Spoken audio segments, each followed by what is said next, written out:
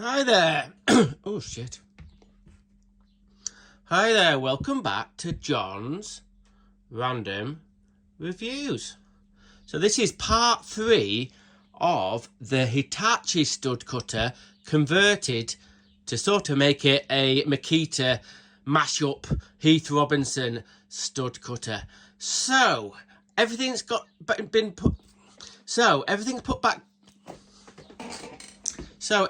put back together, and it's been tested, and it works. So we're going to go through all the gory details.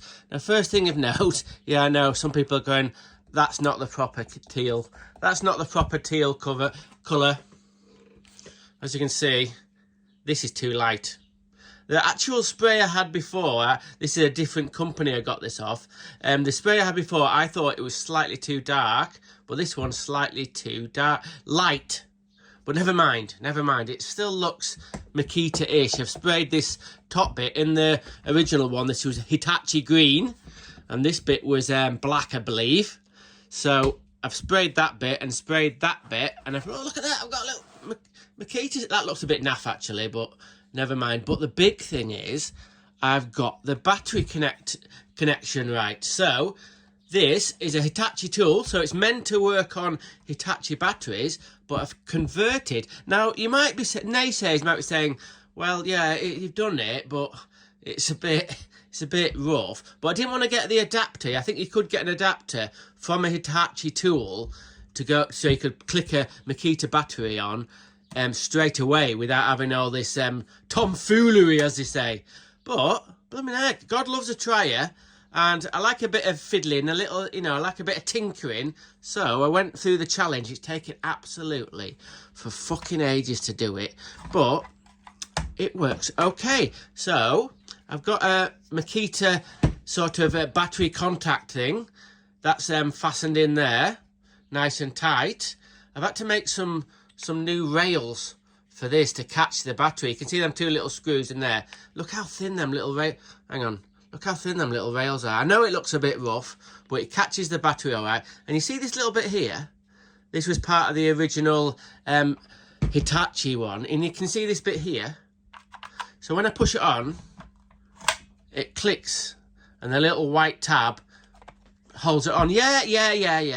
It does waggle about a bit. I'm not quite happy about that gap there, but I've added a piece of plastic there, so it looks a little bit more pro. But apart from that, the battery seems to be fine. I've sort of put all the wiring from the battery connector wiring on from here straight onto the Hitachi wiring. I wasn't sure whether it was going to work, but it did. So problems. Let's talk about the problems I've had. In the last video, I said that I couldn't wait. I was too impatient to wait for the proper Hitachi motor to come. So I bought one, a Chinese motor. It looked exactly the same. I might put a little clip on, actually, of what happened. I got it all set up. It took fucking ages to get this motor with the correct sort of like spline on the end of it. Oh my God. And then I fired it up, and it completely failed. It trapped the nut, and it just wouldn't do it at all. So I thought, oh, right, okay. But at that point, I had the new Hitachi motor. It's been on order for like a month and a half. I put that in, and I tell you what, when you sort of started just running it without cutting anything, I just thought, this is going to work. And it did. So let's talk about the important, just a little thing. Bloody hell, I'm telling you, this is a dangerous tool. Doesn't have that many safety cutouts. If you start operating these jaws here, and you have something in the way or whatever, something in there, it's gone. I tell you, you'll be able to stop it maybe, but oh my God, it's so powerful. The torque on this to snap an M10 rod, oh my God. So anyway, so we need to talk about the teeth. They're here. The teeth, or the jaws, or whatever you want to call it. These little things here. In a previous video, I said I was thinking about getting new ones. They come in pairs, and they come in the sizing of the rod. So you can get I think you can get M6, M8, M10.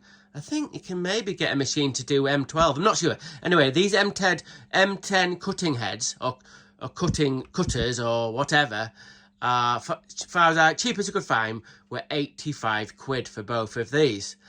So I took a really good look at these, the cutting edges of these, and they are worn. Don't get me wrong, they are. You can see that. Can you see that little bit there? It's worn there, and it's worn on the other one as well. And also, it needs little shims there. These are the shims that came with it. You can see it just there like that. And there's another one on the top of that. I hope you can see this. But these two cutters have got to move over the top of each other. Let me just see if I can do it slowly. Hang on. Right, you see that? It's got to just skim.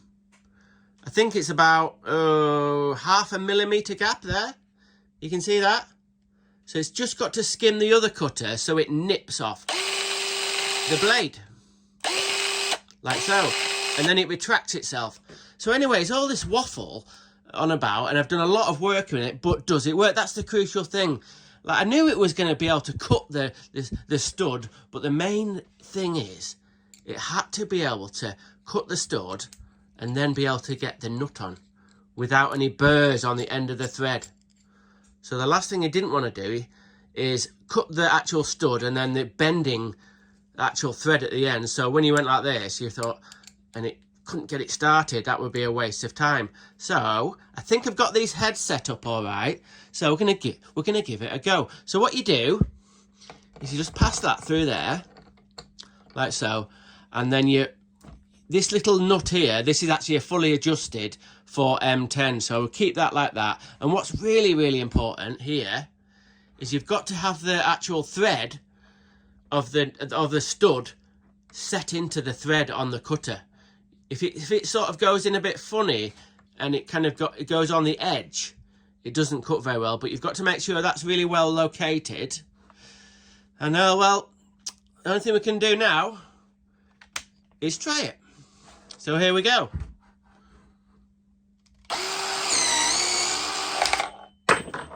Right, the cut, as you can see, was really, really smooth, but that doesn't mean anything if we can't get the actual to start on. Hang on. There we go. Absolutely perfect. You can see there's a little bit of damage at the end of the thread there, but I'll do it again. That's what you want, be able to start the nut perfectly. We'll have another little go. Now this is the important bit. Let's say you had a tiny little bit of threaded bar and you decide, I'm going to put it in like that. And then this is what damaged the old machine. It kind of gets kicked off at an angle and it burns the motor out, burns the motor off. But this is long enough. If I wanted to do make a little rod there, as long as this bit here goes past that one and got onto the guide, it will be fine. So we'll do another one. I'll try and do a close-up. Are you ready? There. Oh, so we'll try that again. There we go. Oh, there we go. Absolutely perfect. Now this is a little bit finicky or finickety, if you like, this thing. These cutting heads here have got to be really, really tight. Now the little bolt that holds this one is an original one. It's a Hitachi one, and it's an Allen key bolt, and it has a special. You have to have a special Allen key screwdriver to keep that tight. These need to be kept really, really tight. But this one, you see, I've just got a mild steel M5 bolt in there to hold it, and I think I've ordered like a proper M5 hardened steel bolt that's gonna come, but having them tight and adjusted correctly there, so that distance is about probably between 1/4 and 1/2 millimetre. And what I also do is put a little bit of cutting oil onto these things just to keep it so it works really, really smooth. But it works. I fixed it. I've converted this Hitachi machine to MAKITA, so you don't have to have the battery adapter. It seems to work absolutely fine on the MAKITA batteries. So what the crack is, I bought this for about 65 quid, and then I ordered a new motor, a Hitachi motor, that was about 60 quid or something like that, and then and then I bought the other 25 quid motor which didn't work. So what, I'm out about £130 on this. They don't make this model Hitachi stud cutter anymore, I don't think, but when I've looked, I think there's the odd one old stock knocking about, and I think they're about 300 quid. Now the Makita equivalent of this machine, the Makita 18 volt equivalent, I think I've seen one for about 370, so just under £400. And then I've actually reviewed the Milwaukee version of this tool, and I think that one's about £350. But it's all very well having the tool, but the most important part of it, you need to keep some maintenance on this by keeping these nice and tight. And I say put a little bit of oil on, because if they get damaged, you're knackered. You have big money to replace these cutting teeth.